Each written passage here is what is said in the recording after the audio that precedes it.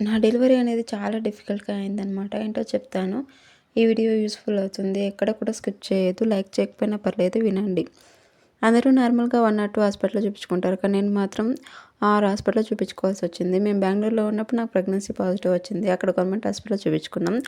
తర్వాత నేను వర్క్ చేస్తున్న దగ్గర పీఎఫ్, ఈఎస్ఐ అమౌంట్ అనేది కట్ అవుతుందనమాట. అక్కడ ఒక అక్కేమో ఈఎస్ఐ హాస్పిటల్‌లో చూపించుకో ఫ్రీగా చూస్తారు అండ్ ఫ్రీగా డెలివరీ చేస్తారు. కంపెనీ తరపు నుంచి 6 months leave and 6 months salary పడుతుంది అని చెప్పారు. అమౌంట్ పడుతుందా లేదా మనకు తెలీదు కానీ వెళ్ళి చూపించుకున్నాం. 5 టైమ్స్ అలా వెళ్ళామనమాట.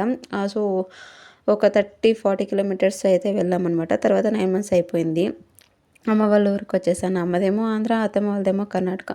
కర్ణాటకలోనే డెలివరీ కావాలని మా హస్బెండ్. ఎందుకంటే బేబీది సర్టిఫికేట్స్ అలా ఉంటాయి కదా! బర్త్ సర్టిఫికేట్స్ అవన్నీ కూడా గవర్నమెంట్ హాస్పిటల్‌లోనే తీసుకోవాలని. కానీ వాళ్ళేమో ఇలా చెప్తారని అస్సలు ఊహించలేదు.